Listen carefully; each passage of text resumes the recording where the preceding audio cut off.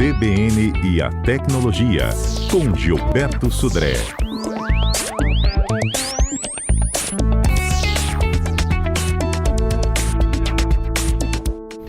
Ei, Gilberto, bom dia para você. Bom dia, Fernanda. Bom dia, ouvintes da CBN. E os apps que comem espaço da gente, hein? Exatamente, viu, Fernanda? Quem nunca brigou com o espaço de celular que está faltando e vai e apaga foto e move foto e vídeo para a internet ou para a nuvem, e aí parece que é uma falta sem fim, né, de memória do celular. E aí a gente vai comentar um pouco aqui de alguns aplicativos que são os que mais consomem, né, a parte de memória do celular, e mais do que isso, né, como é que a gente pode, pelo menos, diminuir um pouco esse consumo. Então, vamos lá. Vamos começar pelos aplicativos que mais consomem memória. O WhatsApp, né? Ou seja, por quê? Porque o WhatsApp, ele tem, além das conversas que ocupam algum espaço, né? Ele também tem toda a parte de mídias, né? Vídeos, áudios e fotos que ficam armazenadas no celular. Além disso, o WhatsApp, ele armazena os 7 últimos dias de conversa. Então, eu tenho no meu celular cópias, né? 7 cópias de todas as conversas que eu tenho no meu aparelho, né? Por quê? Porque ele mantém um backup, né, numa base de dados local, né, dentro do celular, dos 7 últimos dias de movimento de mensagem. Então, vou imaginar que todo o meu espaço que eu tenho de conversas, basicamente, não de mídia, mas de conversas, ele multiplicado por 7, porque ele ocupa 7 vezes esse espaço de conversas. A parte de mídia não, é uma vez só, são as mídias que estão lá na galeria de fotos, de vídeos, né, e a parte de áudio, né, para isso. Então, essa é uma questão importante. O Instagram também, no caso do Instagram, ele pode ocupar espaços que ocupam ou que ultrapassam 1 GB de memória, né? Embora o aplicativo tenha um tamanho pequeno, assim, o próprio aplicativo, em torno de 300 MB, né?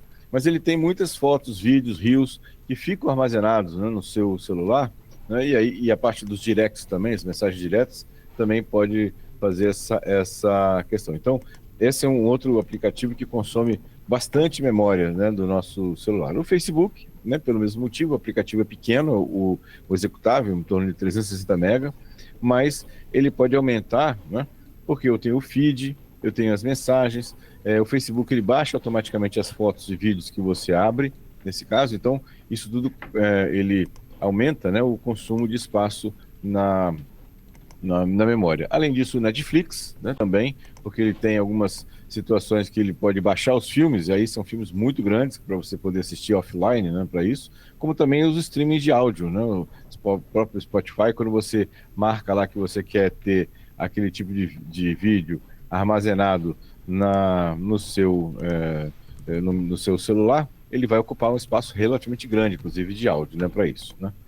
E os aplicativos de banco, eles normalmente ocupam também um pequeno espaço logo no começo, quando você instala. Mas o uso constante e as instalações frequentes, né, e atualizações frequentes, na verdade, de segurança dos aplicativos de banco, eles também podem ter um consumo um pouco maior, né, de memória dos discos, né, e do celular. E por último, os jogos, né?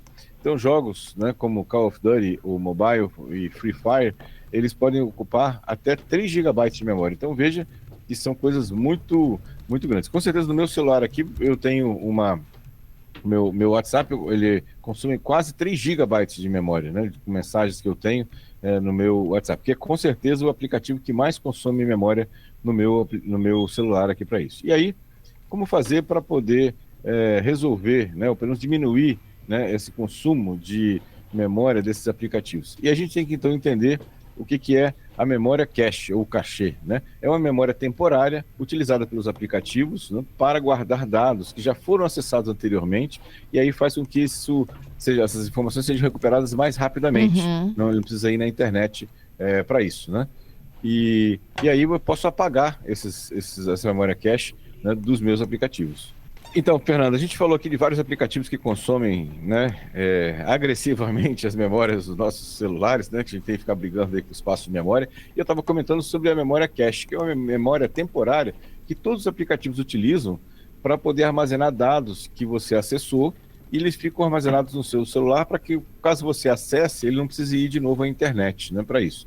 Isso é um espaço que, teoricamente, ele vai se acumulando e vai crescendo, né, sem necessidade. Então, você pode entrar na lista de aplicativos, entrar em configurações, aplicativos, e entre esses principais aplicativos que eu comentei, né, como o próprio WhatsApp, Facebook, Instagram, Netflix, né, e outros aplicativos, inclusive o YouTube também, eu consigo salvar vídeos de YouTube, né, para assistir depois, e limpo a memória cache. Então, basicamente, é essa a situação. Eu vou conseguir reduzir bastante o consumo de memória desses aplicativos. Uhum.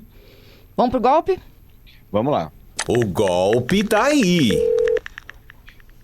Conte pra bem. gente. Fernanda, vamos falar sobre aplicativos no Android que podem estar rastreando você, né? Ou seja, como é que você sabe se tem algum aplicativo, né, dentro do seu celular que está rastreando, né, você? Primeira questão que você deve observar é o consumo, né, de bateria acima do que você normalmente está acostumado. Então você tem um celular, você usa ele regularmente, uma carga na bateria dura o dia inteiro, você só carrega isso à noite. De repente, o celular começa a bateria acabar no meio do dia, né?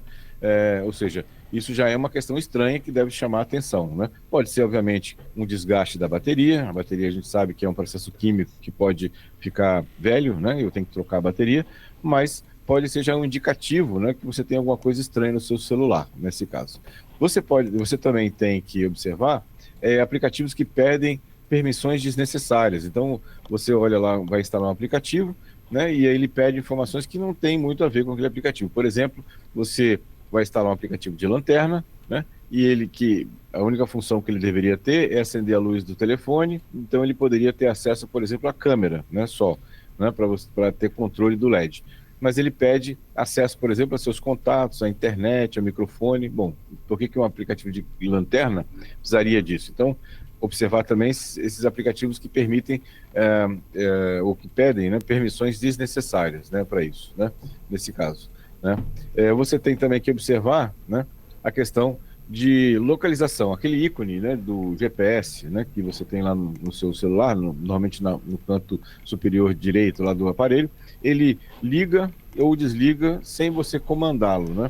Isso também é um sintoma que você deve observar, que pode ser um aplicativo malicioso dentro do seu celular que está ativando e desativando o GPS, né? Então, ou seja, essa é uma coisa que você também deve observar nessa questão. E o pico no uso de dados. Você tem lá um consumo médio que você já está acostumado mensalmente, né? Seja dentro daquela sua franquia de dados, e aí, num certo momento, você observa que o seu uso de dados duplicou, né, naquele mês, né? Então, ou seja, tem alguma coisa, se você não mudou, né, sua forma de usar o aparelho, né, você está usando exatamente como você sempre usou, aquilo também pode chamar a atenção para que você tenha alguma coisa estranha em relação a isso. E aí, o que fazer, né?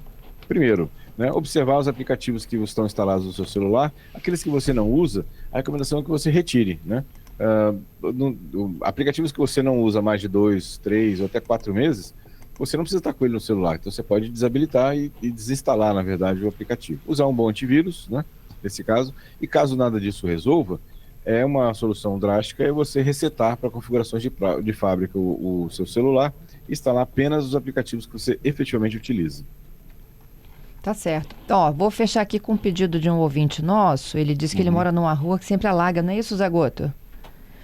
É isso, É Fernanda. o Joed. É o Joed. Ele falou o seguinte: bom dia, Fernando Gilberto. Ele falou que mora em uma rua que sempre alaga quando chove e que os moradores estão buscando uma alternativa que sirva para alerta, né, quando isso ocorrer.